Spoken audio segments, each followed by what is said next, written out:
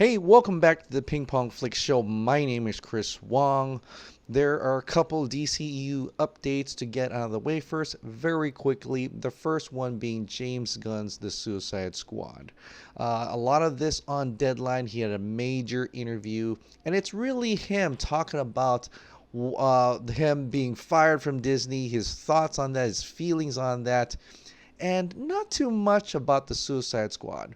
Though he did say this, the Suicide Squad sequel, it just instantly started flowing. I don't think I've had as much fun writing a script since maybe Dawn of the Dead.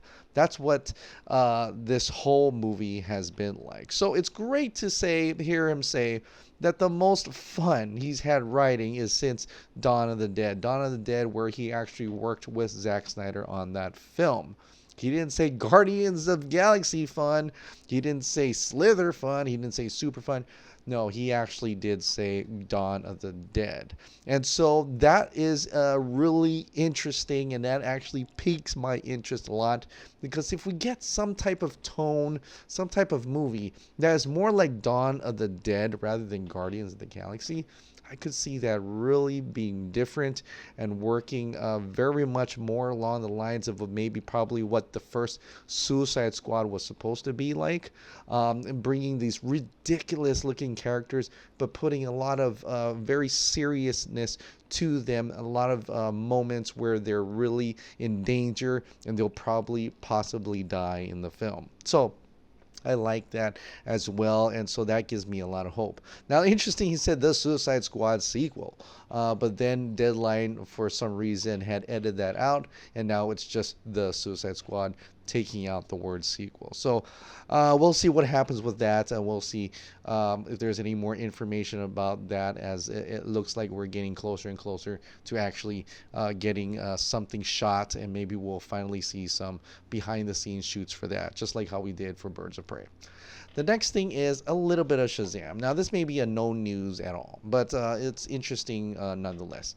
Where not Zack Snyder, Zachary Levi, he says that in a recent convention panel, he said that he's not sure what will happen next. He said this: "I see him wherever my bosses tell me to take him," referring to his character Shazam. "That's above my pay grade, bro. Like, literally. I'm totally fine with that too. You know, I'm still being introduced to the character that I played and to the world that he inhabits. You know, there are Jeff Johns and Walter Hamada and all the people at DC who are very smart and very talented, and they're putting together, I think, some very cool things and journeys for all of these characters, Shazam included, Captain Marvel included." So there's really nothing to be said about that. Of course, it's above his pay grade. He doesn't know what's going on. We're assuming he did sign contracts for reappearances as the characters for future films, as the character who played Mary Marvel had signed a multiple film contract. Of course, we know what happens with that. It doesn't really mean you actually have a film that's coming up. See how much films Brandon Routh had signed up as Superman after Superman Returns, and you know what happened with that, right? So it doesn't really mean that he has any sequels. And why wouldn't he, though? Didn't they announce after shortly Shazam premiered that they were going to do a sequel to Shazam, and also Dwayne Johnson had said that they're working on a Black Adam movie. So we're reason to believe that that is still happening. Of course, that was early on, before all these box office projections. Box office is, in comparison to other DCEU movies, it's almost nearly half of Justice League worldwide. Right now, standing at $359 million, which doesn't seem to be moving the tick any more further, as we've got Endgame, we've got Detective Pikachu, we got John Wick 3 coming out. We also got Godzilla King of the Monsters. So it's relatively safe to say that that's about the benchmark. It's not going to reach 400 million. This is about how much it will do, which is sad, because I really like the movie and I really enjoyed it. I really think it deserves a lot more than 350 million, even though that is a very profitable for this movie with a budget of only 100 million, maybe even less. So it's a very profitable movie, But I don't know what execs are thinking. We don't know what corporate people are thinking. Are corporate people thinking Shazam is like the rest of the DCEU? Are they comparing it to the rest of the DCEU? And if that is the case, then they are probably a little disappointed that it didn't make as much as like Justice League.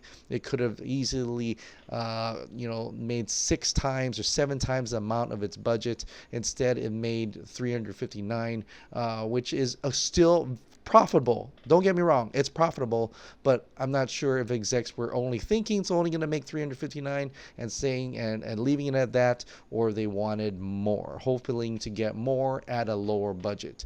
I would think companies would always try to make more at a lower budget, but at least I think they are positively kind of happy that it at least made better, at least made a real profit at 100 million and budget and lower. So I still believe there's a Shazam sequel coming. We'll see if they're going to combine Shazam with Black Adam to a little bit get that thing faster to the amount of money that they were expecting out of a DCEU franchise, especially when Captain Marvel over at the Marvel side made $1 billion, and of course we know the gigantic monster that Endgame is doing. So we'll see what happens with that as we continue on. We don't know what Dwayne Johnson's intentions are. It seems like he is trying to go over to Marvel, possibly talking with Kevin Feige as well. It is a business, and he's just trying to make a big buck and grow his own brand as Dwayne Johnson. So we can't fault him for that. But it's interesting seeing what that would do to the Shazam universe in this sense. But I am still optimistic, though, that Shazam is still going to happen. Shazam sequel is still going to happen.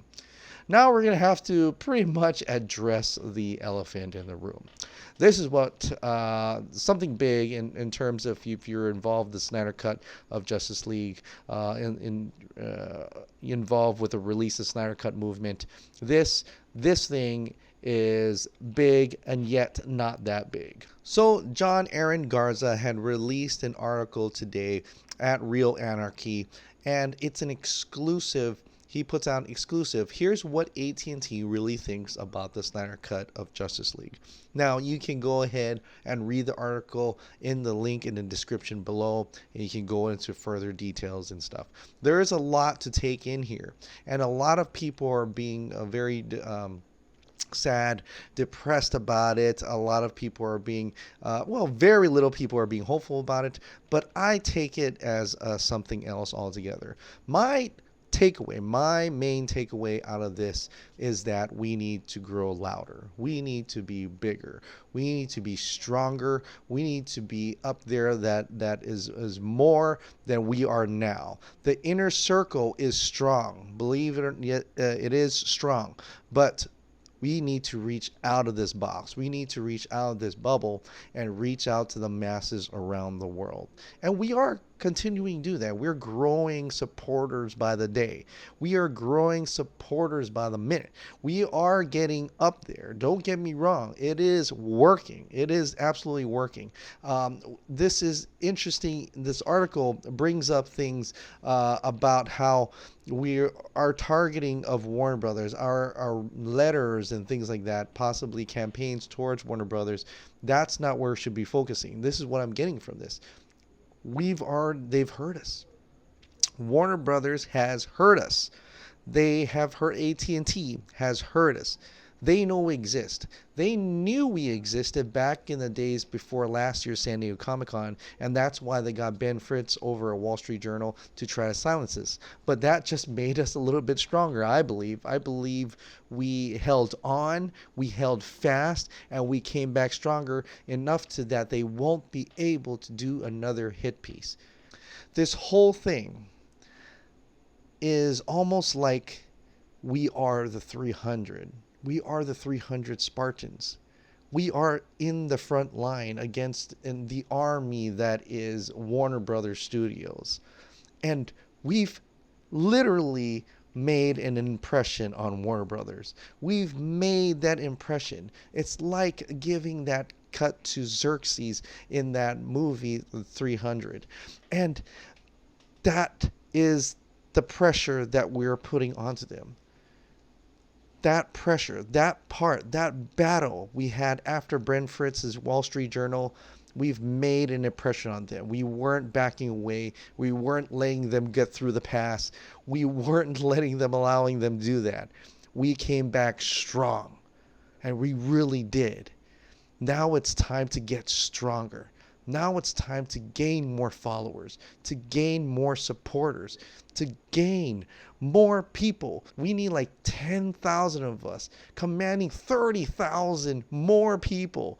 And this is all figuratively speaking because I'm getting this out of the 300. But you know what I mean. We need to grow this massive audience. We need to show them that we are a strong movement and that we have a consumer base to back up our movement, that we all want to see this cut. That's where Project ComicCon comes in. Project ComicCon was not for a message to Warner Brothers that we want them to announce the Snyder Cut at Comic-Con. No. Project ComicCon is a recruitment campaign. That's what we're here for. Project ComicCon is to gain more supporters, for people to believe in the Snyder Cut, to educate the public that the Snyder Cut does exist, and to come in here to support the cast, the crew members, the people who work so hard on that movie, for artistic creativity, for integrity, and all for that. People love that stuff. We love it too.